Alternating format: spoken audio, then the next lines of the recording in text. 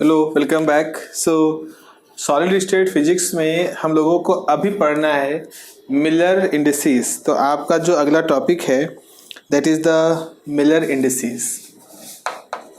Miller indices. Miller indices. Miller एक crystallographer थे, mathematician थे, फिजिसिस्ट थे, बहुमुखी प्रतिभा के व्यक्ति थे। उन्होंने एक सिस्टम की डिस्कवरी की थी। इंडिसेस मतलब इंडेक्स का प्लूरल। नंबर को अगर हम इंडेक्स कहते हैं तो कई नंबरों को हम इंडिसेस कहते हैं। तो पहले आप समझ लें कारण क्या था इसका, क्यों ये सिस्टम डेवलप करने की आवश्यकता पड़ी, क्यों मिलर इंडिसेस को खोजने की आवश्यकता पड़ी मिलर को। तो आवश्यकता का कारण ये था, देखो ऐसा हुआ कि आप लोग को मालूम है कि 1890 95 98 करीब एक्सरे की डिस्कवरी हुई। विलियम रोटजन ने एक्सरे को डिस्कवर कर लिया। एक्सरे डिस्कवर हुआ तो अपने आप में बड़ा इसके बारे में बड़ा कौतूहल था कि एक्सरे क्या है, क्या इससे क्या इसका क्या यूज़ है, क्या इसके साथ इसकी प्रॉपर्टी क्या है, बहुत सारी चीज़ें थी। विलियम खुद नहीं जानते थे कि एक्सरे किस तरह की रे है, पार्टिकल है या इलेक्ट्रोमैग्नेटिक स्पेक्ट्रम का कोई हिस्सा है ठीक से। तो उसको एक्सरे कहते थे। एक्स मतलब अननोन रे क्योंकि मूल रूप से वो कुछ इलेक्ट्रॉन कैथोड रे के साथ काम करना चाहते थे। इलेक्ट्रॉन की डिस्कवरी के बाद वो मोटिवेट हुए थे जे थॉमसन के एक्सपेरिमेंट से। तो लेकिन शुरुआत में एक व्यक्ति थे जिनका नाम था फॉन लाओ। तो फॉन लाओ जो थे वो एक थ्योरेटिकल फिजिसिस्ट थे, जर्मन थे।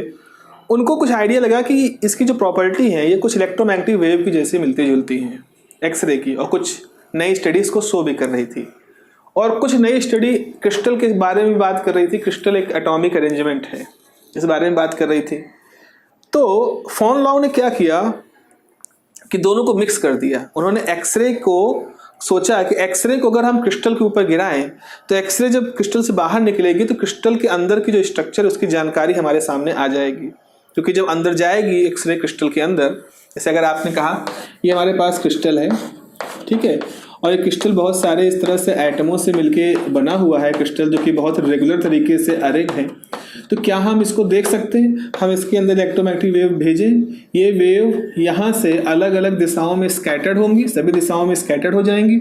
अगर हम यहाँ कुछ फोटोग्राफिक प्लेट लगा करके इन सारे पैटर्नों को जो यहाँ बन रहे हैं इनको देख लें तो हम अंदर क्या था, किस तरह की ज्योमेट्री थी, इसका अंदाजा लगा सकते हैं। ये फॉन लाओ का प्रपोजल था। फॉन लाओ ने इसको इस तरह से प्रपोज किया। ठीक है, सब चीज ठीक लग रहा था। लेकिन यहाँ पर दिक्कत ये थी कि अगर हम किसी क्रिस्टल के ऊपर एक्सरे गिरा रहे हैं तो हम ये कैसे किसी को बताएंगे कि हमने क्रिस्टल के किस प्लेन पर एक्सरे गिराया है। तो आप कहोगे ये क्या सवाल हुआ। तो सवाल ये है, जैसे आप जब घर बनाते हो तो आप उसमें ये कैसे बताते हो कि दरवाजा किस दिशा में लगना है, खिड़कियां किस दिशा में होनी है, कैसे बताते हो? उत्तर दक्षिण पूरब पश्चिम का इस्तेमाल करते हो ना। और हमें मान के चलते हैं कि सभी अगर मैप बना रहे हैं तो ऊपर नॉर्थ से साउथ है, ये ईस्ट है, ये वेस्ट है, ऐसा ही तो मानते हो। तो आप इस नक्शे के हिसाब से कहोगे कि हमने पूर्व दिशा में दरवाजा रखा है और उत्तर दिशा में दरवाजा रखा है, पूर्व दिशा में हमने खिड़की रख दी है, ये विंडो है।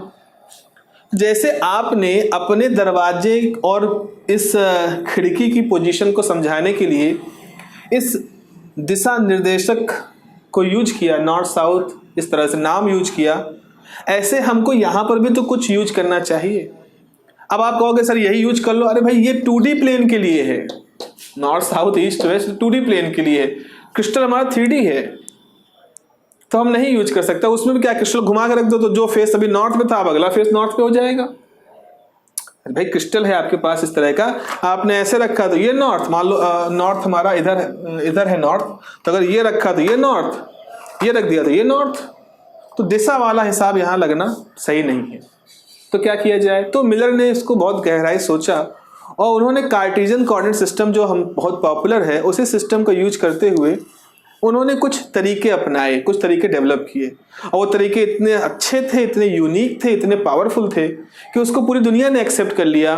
और उसको आज की डेट में हम मिलर इंडिसेस मेथड या सिंपल भाषा में मिलर इंडिसेस कहते हैं।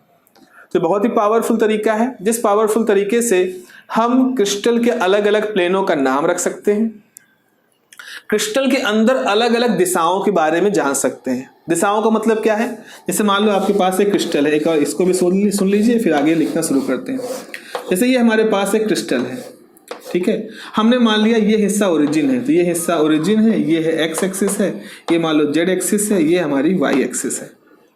आप यहां से इस प्लेन पे गए इस दिशा में, तो मान लो ये ए है, ये बी है, ये सी है, ये ओ है, ये डी है, ये ई है, ये एफ है, ये जी है, इस तरह से है।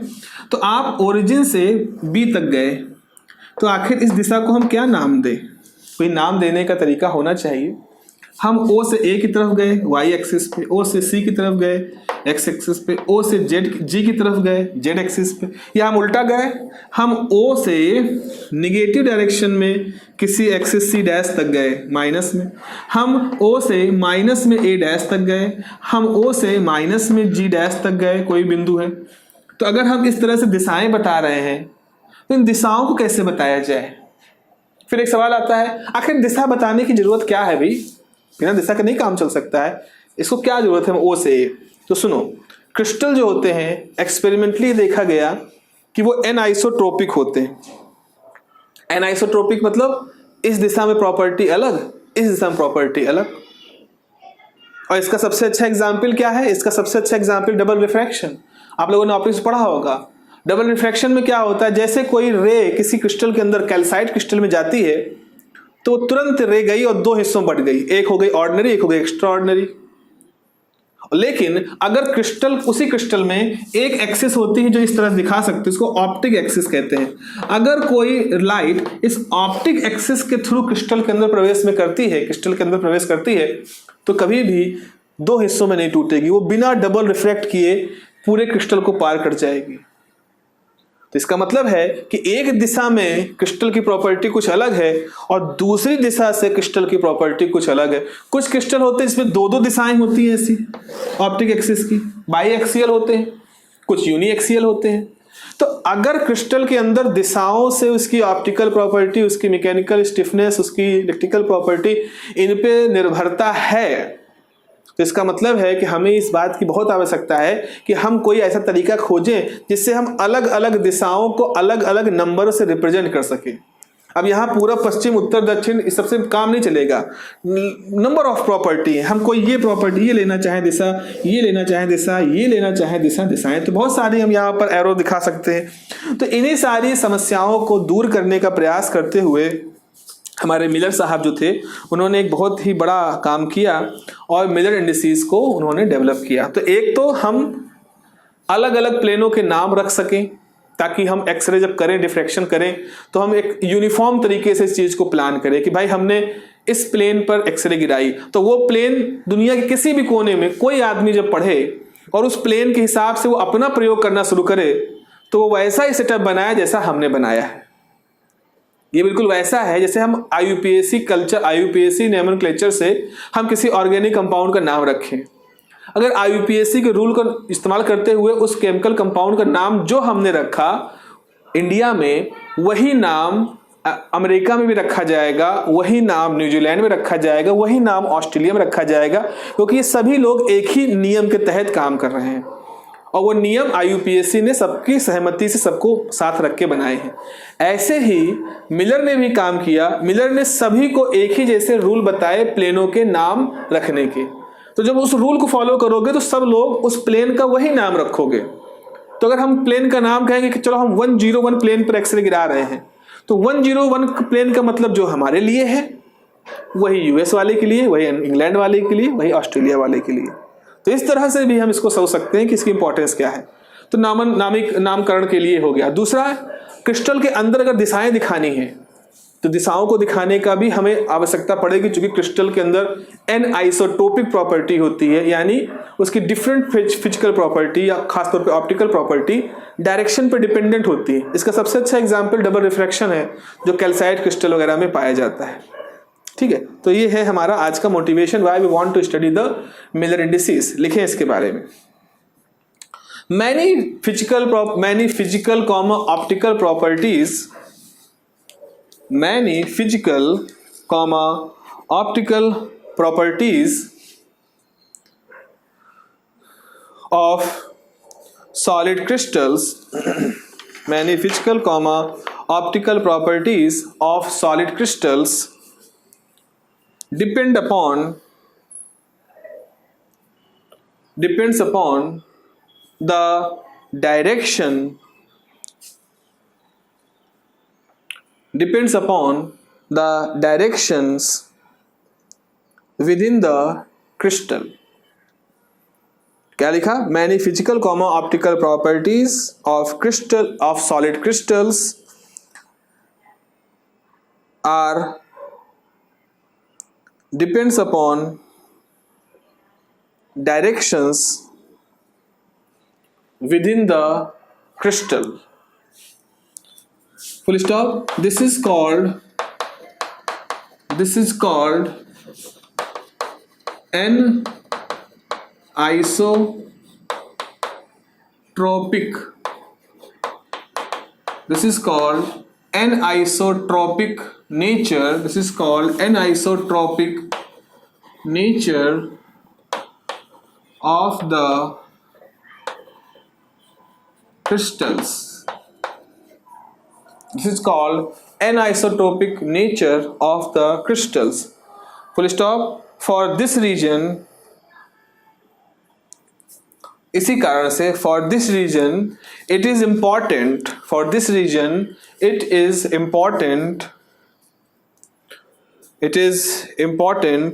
to develop a method. It is important to develop a method to specify.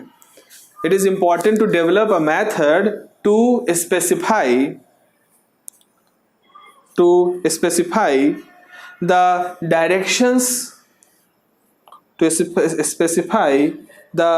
directions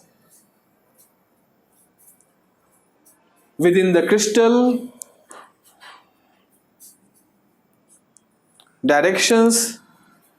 crystals and location of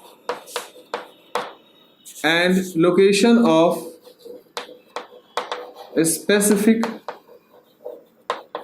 crystal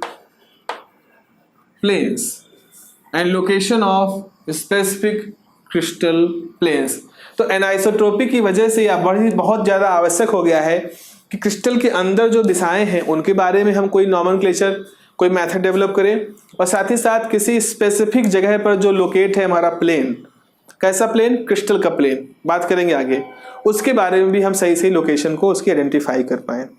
तो यहाँ पे लिखे for this purpose Miller developed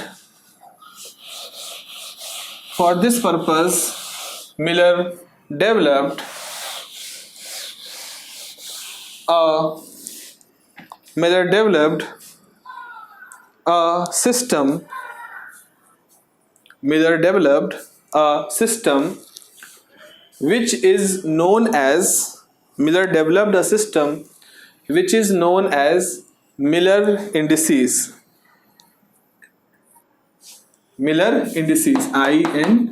INDICES, index का प्लूरल होता है इंडिसेस, संख्या मतलब इंडेक्स, संख्याएं, मिलर की संख्याएं, Miller indices.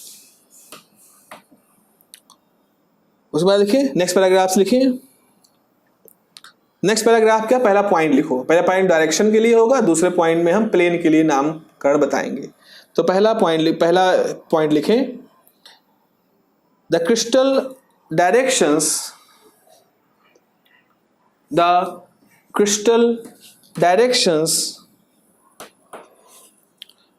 may be specified. The crystal directions may be specified by following methods.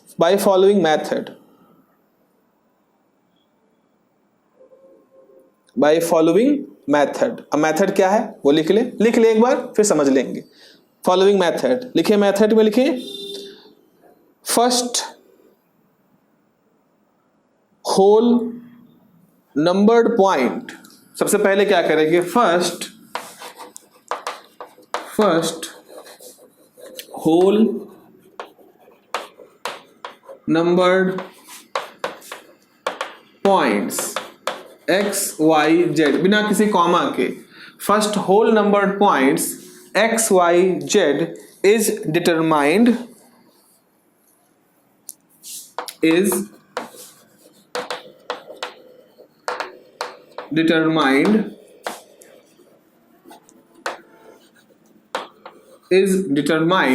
through which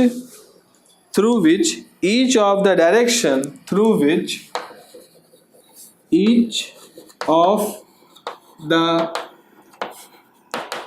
direction passes. First whole numbered point x y z is determined through which each of the direction passes and enclosed it in a square bracket and enclosed it in square bracket, इसको हम square bracket के अंदर कैद कर लें। Example, चलो example से हम चीजों को समझते हैं। सबसे पहले हम जिस दिशा की बात कर रहे हैं उस दिशा को एक्स वाई जेड के रूप में लिख लें। तो जरा देखो कैसे होगा। सबसे पहले आपको डायग्राम बनाना पड़ेगा, जैसा कि ये बन रहा है। ये एक क्यूब, स्ट्रिक्टली क्यूब नहीं, हमें क्यूबॉइड सा, क्यूबिक सा स्ट्रक्चर, कुछ घनाभ जैसा बना रहे हैं और हम ये ओरिजिन मान लें, जैसा कि मानते हैं। इसको हम कह दें एक्स एक्सिस है, इसको हम कह दें वाई एक्सिस है और इसको हम कह दें जेड एक्सिस। ध्यान समझिएगा। अब मान लीजिए हम किसी दिशा की बात कर रहे हैं, तो ओ है, हम दिशा की बात कर रहे हैं इस दिशा की। ये एरो बना दे तो हम ओ से लेकर के इस point A, O A direction की बात कर रहे हैं। तो ओ ए डायरेक्शन, अब मान लो इसकी लेंथ कितनी, 1, जस्ट मान लीजिए कि ओ से लेकर के ए तक की दिशा तो है, इसका मैग्नीट्यूड जो वेक्टर दिशा है, मतलब जैसे वेक्टर आप बनाते हो ना, तो मान लो इस 0 से ए तक का जो वेक्टर है इसकी मैग्नीट्यूड 1 है और इसकी दिशा एक्स एक्सिस की तरफ है। तो आप सबसे पहले क्या करें, जरा देख लें कि ये दिशा सिर्फ एक्स एक्सिस की तरफ है, वाई में तो है नहीं और ना जेड में है। तो इसके लिए अगर आप इस तरह से लिखोगे तो आपने लिखा first whole number point is determined, पहले एक्स वाई जेड के रूप में, फ्रैक्शन नहीं, बटे में नहीं, दशमलव में नहीं, होल नंबर में आप कैलकुलेट करें। तो होल नंबर में देखा कि ये 1 है, तो ये इसकी वैल्यू हो जाएगी 1, एक्स की पोजीशन 1, वाई की पोजीशन 0, जेड की पोजीशन 0 और इसको कर लो स्क्वायर ब्रैकेट में। जैसे स्क्वायर ब्रैकेट में किया तो इसका मतलब आप दिखा रहे हो कि हम एक्स एक्सिस में चूंकि 1 है, मतलब एक्स एक्सिस में यूनिट वैल्यू की डायरेक्शन हम दिखा रहे हैं। तो ये दिशा, अच्छा मान लो थोड़ी देर के लिए सोचें कि हम एक ऐसे दिशा की बात कर रहे हैं। ये दिशा है, इसको मान लें ए, इसको मान लें सी। तो अगर ओ ए के लिए बात करोगे तो ओ ए की दिशा क्या है, 1 0 0। ओ सी की दिशा क्या होगी भैया, ओ सी किस दिशा में, एक्स में, ये एरो तो केवल सी जेड डायरेक्शन की तरफ है ना। तो जेड के लिए आपके पास 1 आएगा, एक्स की तरफ कितना आएगा 0, वाई की तरफ कितना आएगा 0। तो इसको स्क्वायर ब्रैकेट कर दो। तो जो ओ सी डायरेक्शन है, ओ सी डायरेक्शन कैसे दिखा रहे हो, 0 0 1। लगे हाथ अगर हम इस दिशा को बताएं तो ओ बी इसको कह दें, तो ओ बी डायरेक्शन क्या हो जाएगा, ओ बी डायरेक्शन हो जाएगा कि 0 एक्स में नहीं है, वाई में है, जेड में नहीं है। तो इसकी वैल्यू हो जाएगी 0 1 0। तो ऐसा समझो ये पोजीशन एक्स की है, ये पोजीशन वाई की, ये पोजीशन जेड की। ठीक है, तो आपने ये रख लिया। अच्छा मान लें कोई हम दिशा ऐसे ले रहे हैं, इस तरह से ई ऐसा ले रहे हैं कि ये जो वैल्यू है, अगर अभी चूंकि आप 3 डायमेंशन में है, आप सोचें इसका जो प्रोजेक्शन होगा ये 1 होगा और इसका प्रोजेक्शन इधर मान लो 1 है।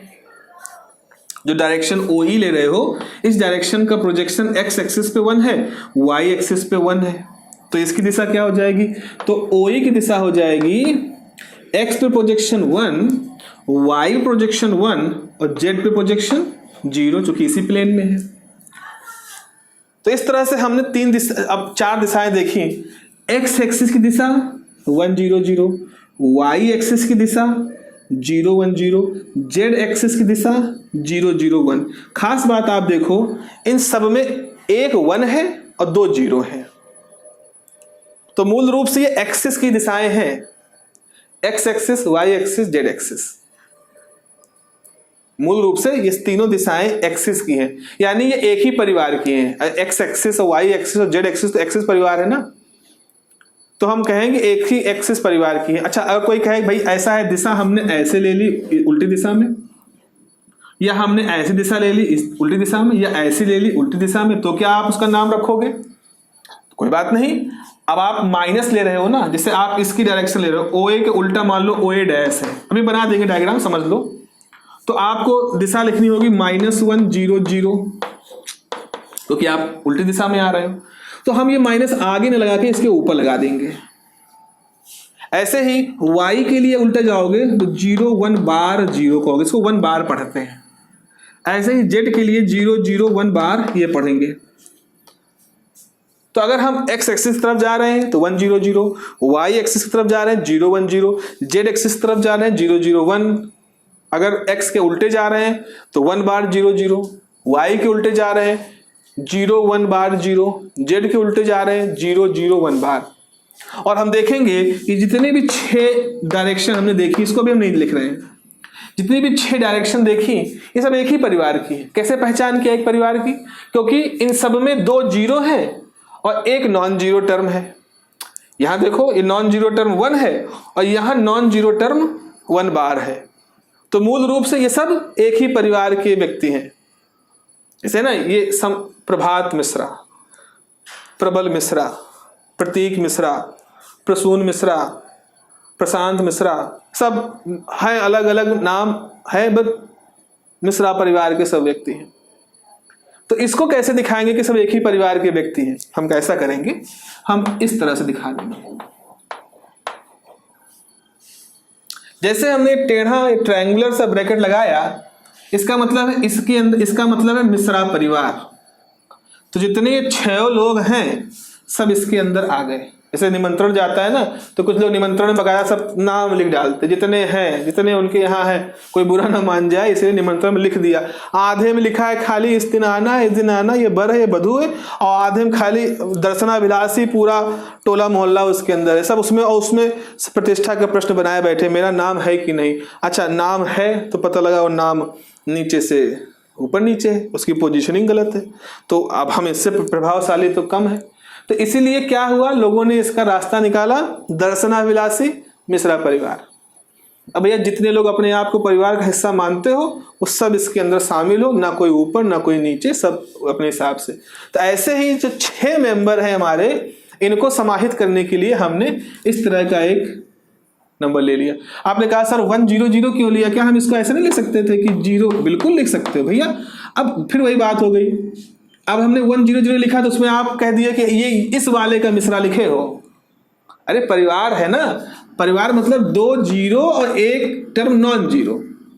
इसको जब खोलेंगे तो इसके अंदर 0 0 1 0 1 0 1 0 0 1 बार 0 0 1 बार 0 0 0 1 बार, ये सब है इसके अंदर।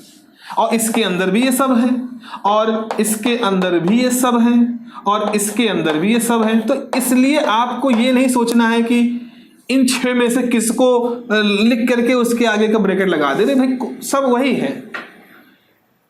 तो इसको फैमिली ऑफ डायरेक्शंस कहते हैं। Mind it, family of directions. और यहां देखो ब्रैकेट के आकार का बड़ा उपयोग हो रहा है। स्क्वायर ब्रैकेट मतलब direction, triangular bracket is for family of directions.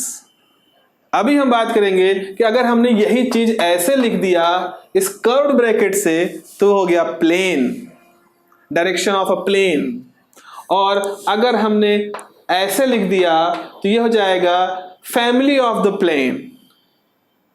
तो square bracket for single direction, this bracket is for family of directions, this bracket is for a single plane, and this bracket is for family of plane. इस तरह से इन्होंने यहाँ पर nomenclature को स्थापित किया था मिलर ने। ठीक है, तो अब हम अपने आते हैं मूल आंसर पर। Enclose it in square bracket. Example के लिए चलो एग्जाम्पल, आई होप आप चीज़ों को यहाँ पर आप समझ रहे होंगे क्या कहना चाह रहे हैं। इस तरह से ब्रैकेटों के वर्गीकरण से दिशाओं और प्लेनों के बारे में मिलर ने हमें ये चीज़ें बताई थी। जैसा समझते हैं, चलो एक बना लें, थोड़ा सा इसको डिजाइनदार बना देते हैं।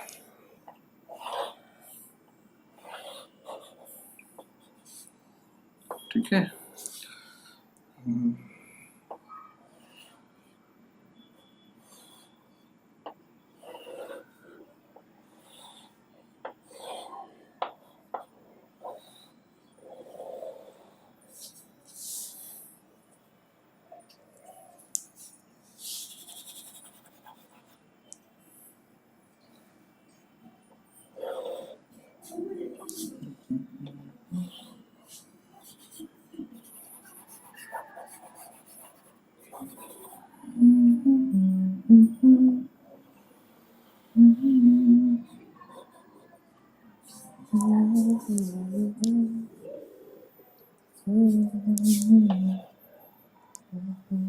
ये 0 हो गया, ये x हो गया, ये y हो गया, ये z हो गया।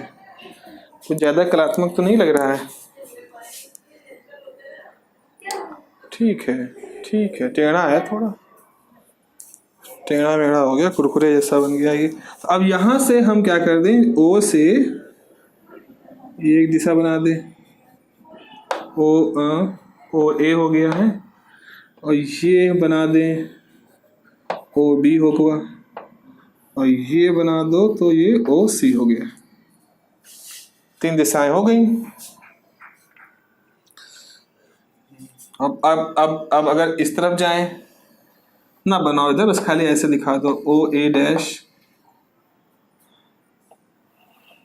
ओ सी डैश और ओ बी डैश। लिख लें इसके बारे में। For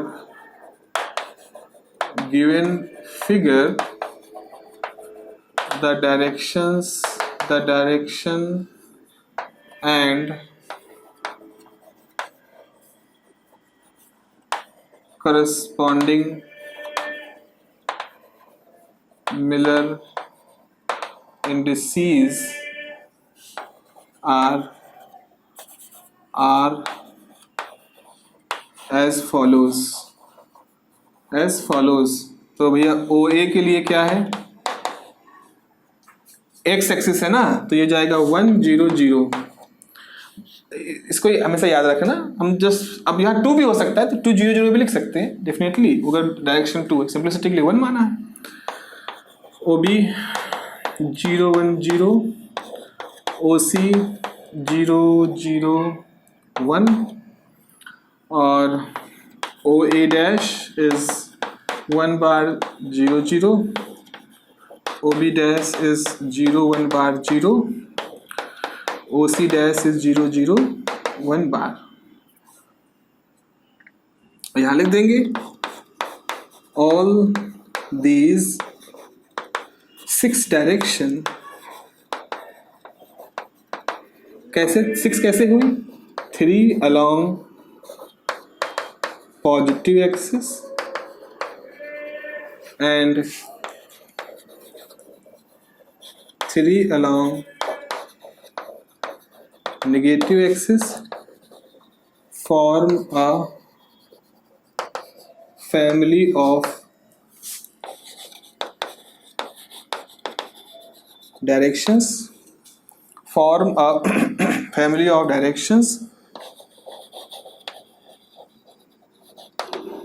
represented as 1 0 0। family of directions represented as 1 0 0।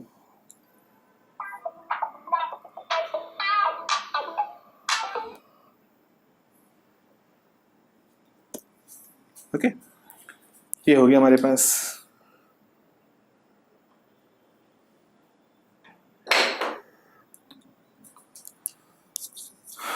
तो दिशाओं की बात हो गई। अब हम बात करते हैं दूसरा जो चरण था कि यहाँ पर हमारे पास एक तरीका है जिसकी सहायता से हम मिलर इंडिसेस प्लेन का भी आइडेंटिफाई कर सकते हैं।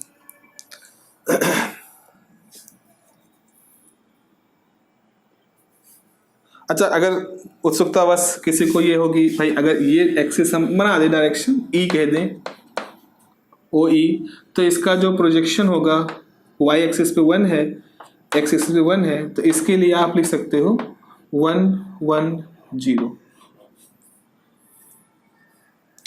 है ना, 1 1 0।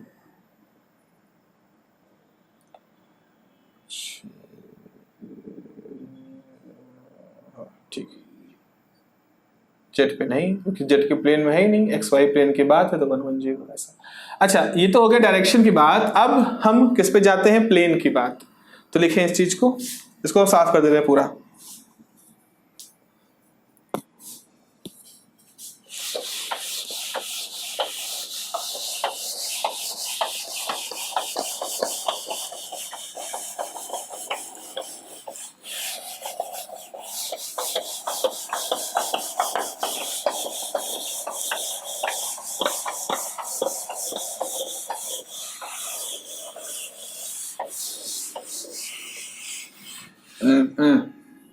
हाँ, फंस गया भाई।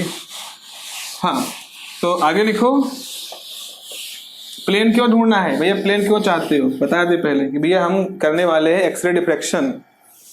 एक्सरे को हम क्रिस्टल के ऊपर फेंकेंगे और फिर देखेंगे एक्सरे उछल के कैसे जाती है, और उससे हम इस बात को अंदाजा लगा लेंगे क्रिस्टल के अंदर क्या माहौल है। तो लिखो इसके बारे में अगले पैराग्राफ से, to perform the diffraction experiment, to perform the X-ray diffraction experiments, to perform the X-ray diffraction experiments with the crystal,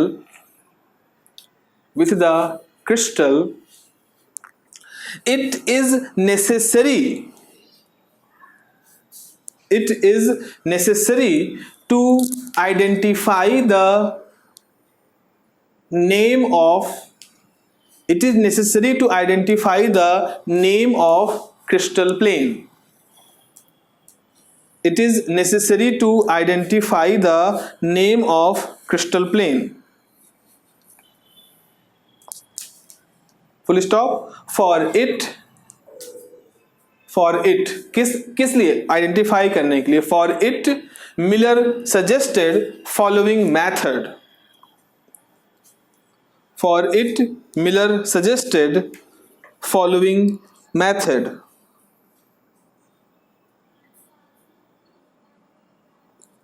ठीक है, मेथड क्या है, पहला लिखो, पहला मेथड लिखोगे, first find the intercept of the plane. पहला लिखेंगे find the intercepts of the plane along x, y, z axis in terms of lattice parameter. अभी बात करेंगे क्या है, पहले लिख लो चरण। तो पहले हम जिस प्लेन की नामकरण करना चाहते हैं उसका एक्स वाई जेड एक्सिस के अलोंग इंटरसेप्ट कितना है, मतलब कट कहाँ कर रहा है, अब बात करेंगे, इंटरसेप्ट निकालेंगे लैटिस पैरामीटर के टर्म में। फिर दूसरा लिखोगे एक्सप्रेस द इंटरसेप्ट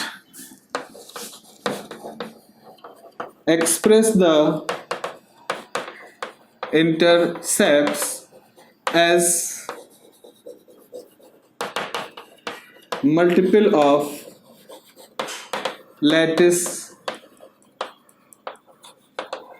पैरामीटर। फिर जो हमने इंटरसेप्ट लिए हैं उनके लैटिस पैरामीटर के टर्म में उसको लिख लेते हैं। तीसरा, take the reciprocal of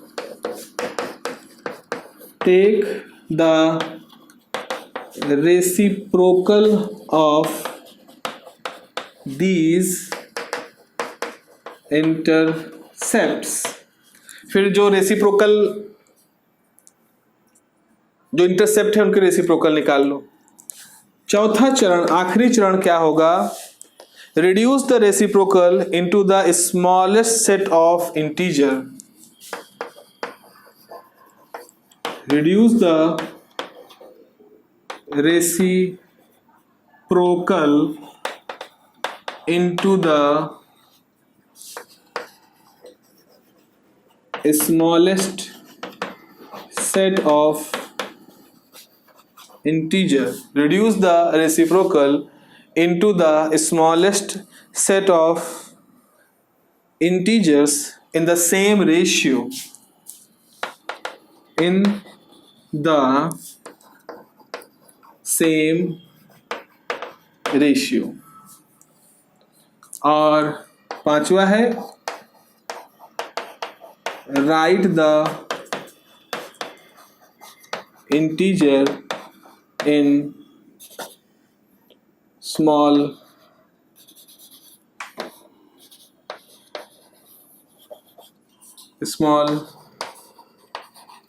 brackets, ये कर्व्ड ब्रैकेट जो होता है।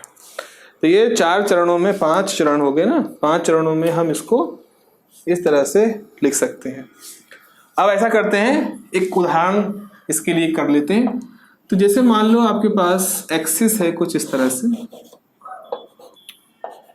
ये एक्स एक्सिस है, ये वाई एक्सिस है, ये जेड एक्सिस है, और हमारा जो प्लेन है ऐसे एक क्यूब पहले बना लेते हैं। तो क्यूब हमारा कुछ इस तरह का क्यूब है हमारा, ठीक है, ये क्यूब है। अब क्यूब ऐसा है, जैसे मान लो ये है वैल्यू ए, ये वैल्यू ए और ये वैल्यू ए, ऐसे यहाँ पर वैल्यू ए, यहाँ वैल्यू ए, ये value A. A is what? A is the lattice parameter. जैसे हमने कहा था ना कि दो लैटिस पॉइंट के बीच की दूरी अगर ए है तो आपने ये 2 लैटिस पॉइंट इधर कर लिए तो भैया ये a प्लस ए 2a हो जाएगा। इधर आपने 3 लेटेस पॉइंट चले गए तो 1 2 3, तो a 3 होगा। जेड एक्सिस में भी आपने इस तरह से 3 ले लिए तो इस तरह से हो गए। तो लेटेस्ट पैरामीटर के टर्म में हमने देखा तो ये a है, यहाँ भी a है, यहाँ भी a है, ये भी a है और ये भी a है। तो हमने ऐसा क्यूब बनाया जिसमें सभी दूरियां 3a 3a 3a है, तो 3 3 3 सब बराबर है, क्यूब है। हमारा जो प्लेन है वो ऐसा है, प्लेन हमारा कुछ ऐसा है कि एक्स एक्सिस पे कट कर रहा है यहाँ, जेड एक्सिस पे कट कर रहा है यहाँ, और वाई एक्सिस पे कट कर रहा है यहाँ। ये है हमारा प्लेन। देखो वाई एक्सिस पे कट कर रहा है 2a पर, एक्स एक्सिस पे कट कर रहा है 3a पर, और जेड एक्सिस पे भी कट कर रहा है 2a पर। तो ये हमारा प्लेन है, दिस इज द प्लेन। अब इसको क्या हम अगर इसका दिखा दे तो ऐसा कुछ है। तो यहाँ पर 2a, यहाँ पर 3a, यहाँ पर 2a, इस तरह से है। अब हम कह रहे हैं इसका नाम बताओ। ये जो आपने प्लेन मान लिया, इस सबसे टेढ़ा प्लेन हमने माना है, इससे हलवा हलवा प्लेन आएंगे आपके पास। आपको जो एग्जाम में अगर पूछेगा कोई तो इससे एकदम बढ़िया बढ़िया, इससे सरल सरल प्लेन आपसे पूछे जाएंगे। हमने सबसे टेढ़ा प्लेन लिया है। सबसे टेढ़ी चीज को अगर हमने सीधा करना सीख लिया तो थोड़ी मोड़ी तुड़ी मुड़ी चीज तो हम बड़े आराम से सीधा कर ले जाएंगे। तो अब देखो, सबसे पहले फाइंड द इंटरसेप्ट। इंटरसेप्ट मतलब देखो यहाँ कट कर रहा है, यहाँ कट कर रहा है, यहाँ कट कर रहा है, ये इंटरसेप्ट हुए। तो find the intercepts of the plane along X Y Z axis in terms of lattice parameters. तो भैया हमने x के, अब x axis, y axis, z axis, पहला पॉइंट हम लिख रहे हैं। तो x y z के अलॉन्ग क्या, x के अलॉन्ग कितना है 1 2 3, 3a, तो 3a। y के अलॉन्ग कितना है 2a, z के अलॉन्ग कितना है 2a। तो find the intercept of the plane along x y z axis in terms of lattice parameter 3a 2a 2a।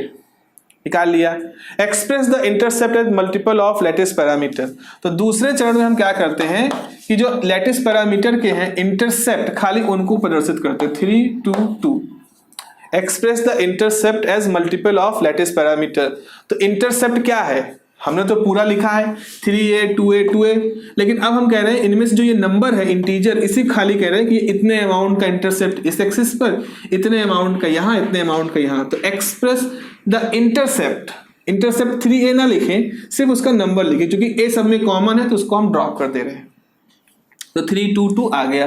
फिर तीसरा पॉइंट क्या है, तीसरा पॉइंट है take the reciprocal of this intercept. तो ये जाएगा 1/3 1/2 1/2 इंटरसेप्ट ले लिया। फिर reduce the reciprocal into the smallest set of integer in the same ratio.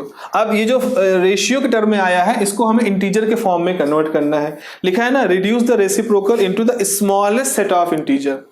तो उसके लिए करना क्या होगा, हम इसका एलसीएम ले लें। तो यहाँ पे एलसीएम निकालना है, तो 3 3 2 2 इसका एलसीएम लोगे तो कितना आ जाएगा 3 2 2 2 1 1 1, तो 6 आ गया। तब आप क्या करो, एलसीएम कितना आया 6, ये हम खाली आपको बता रहे हैं, इतना आपको करना नहीं है, सीधे लिख देना। तो जाएगा 6 इंटू 1/3 और ये जाएगा 6 इंटू 1/2, फिर 6 इंटू 1/2, तो जाएगा 3 दूनी 6 2 3 6 2 3 6, और इसको ब्रैकेट में कन्वर्ट कर दो। तो चौथा चरण, तीसरा चरण, चौथा चरण क्या होगा, ये चौथा चरण था। चौथा चरण में हमने रेसिप्रोकल ले लिया और फिर उसको एलसीएम, चौथा चरण में हमने एलसीएम लिया और इस तरह से किया, और पांचवें चरण में हमने उसको इस तरह के ब्रैकेट में रख दिया। तो ये जो हमारा प्लेन है, इस प्लेन का नंबर कितना है 2 3 3 2 3 3, इसका मिलर इंडिसेस है। और ब्रैकेट आपने कौन सा लगाया, कर्व्ड वाला ब्रैकेट लगा दिया। तो इस प्रकार से आप इस प्लेन का नाम जान गए, इस प्लेन का नाम आप जान गए। इस प्लेन का नाम क्या है, इस प्लेन का नाम है 2 3 3। ठीक है, अब चलो सोच के ना इसको, और हम आपको कुछ कुछ प्लेनों की प्रैक्टिस करा देते हैं। जैसे मान लीजिए हमारे पास एक क्यूब है, हमारे पास एक क्यूब है इस तरह का, और इस क्यूब में हमने इस प्लेन के बारे में बात करनी शुरू की। ये वाला प्लेन जो है,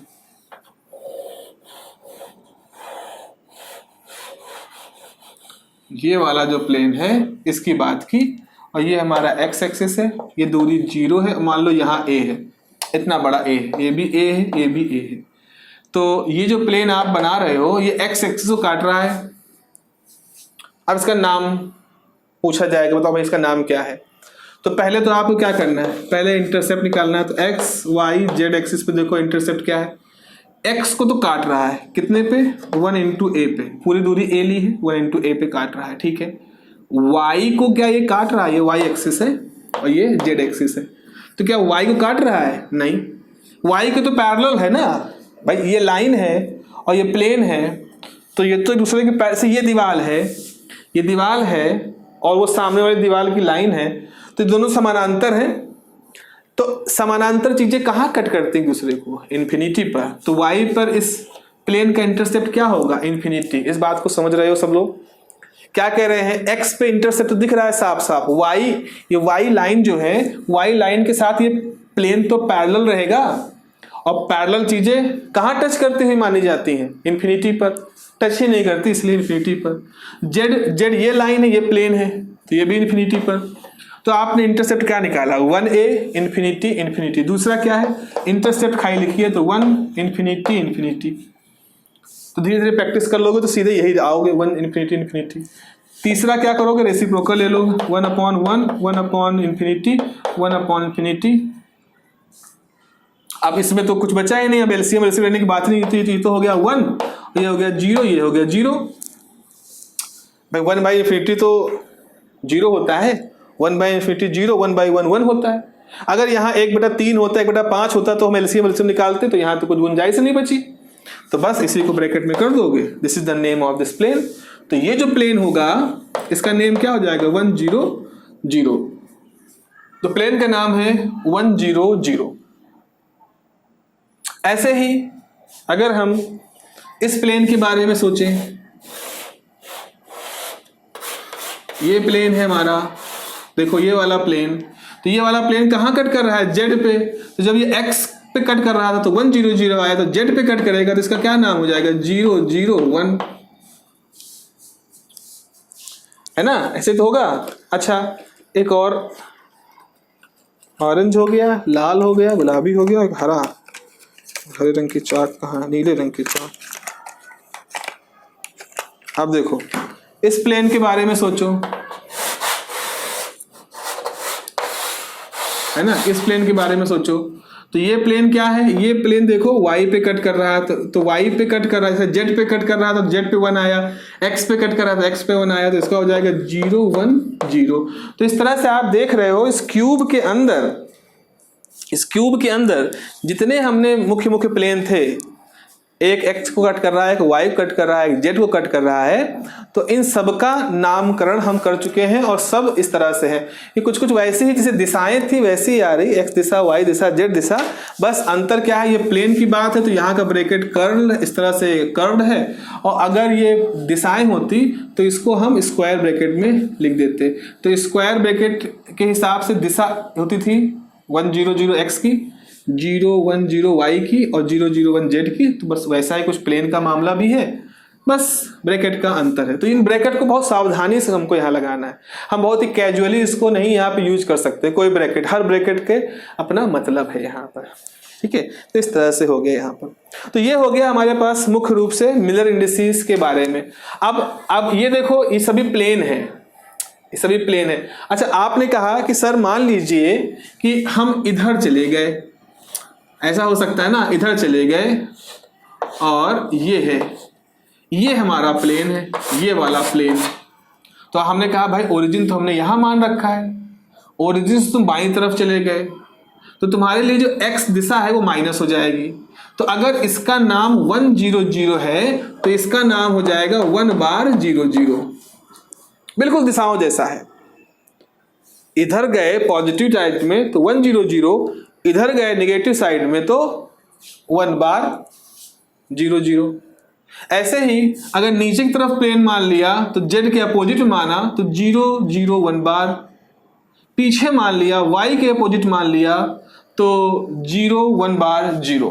तो जैसे कि हम डायरेक्शन में हम बार लगा रहे थे ठीक उसी तरह से हम यहां पर भी बार लगाएंगे। बार का हमेशा मतलब है जहां ओरिजिन माना है वहां से उल्टी दिशा। अब यहां कैच पॉइंट सुनो, इसको ध्यान सुनो। ये ओरिजिन का चुनाव था जिसकी वजह से हमें पता चला कि ये दिशा पॉजिटिव है, ये दिशा नेगेटिव है, क्योंकि हमने ओरिजिन यहां चुना था। लेकिन अगर हम ओरिजिन को यहां चुन लें इस जगह पर तो ये भी प्लेन पॉजिटिव दिशा में होगा और ये प्लेन भी पॉजिटिव दिशा में होगा। तो हमेशा ध्यान रखना कि जो हम किसी समय मिलर इंडिसेस में बार लगा रहे हैं तो उस बार को हम खत्म भी कर सकते हैं। उस बार को खत्म करने का यही मतलब है कि हम अपना ओरिजिन शिफ्ट कर दें। अगर हम सोचें कि हमारा क्रिस्टल ऐसे है, हमारे पास सीरीज ऑफ क्रिस्टल लगे हैं, ऐसे सीरीज ऑफ क्रिस्टल हैं, बहुत सारे क्रिस्टल एक के बगल में एक लगे हुए हैं। तो अगर आप अपना ओरिजिन यहां चुनोगे तो ये दिशा पॉजिटिव, ये दिशा पॉजिटिव, ये दिशा पॉजिटिव, सारे क्रिस्टलों की सारी दिशाएं पॉजिटिव, सब दाईं तरफ हैं। लेकिन अगर आपने ओरिजिन यहां चुन लिया तो ये भी निगेटिव, ये भी निगेटिव, ये भी निगेटिव, सब निगेटिव, सब पे बार लग जाएगा। तो हम अपने बार को अवॉइड करना चाहें तो अवॉइड कर सकते हैं, लगाना चाहे लगा सकते हैं, हमारी मर्जी।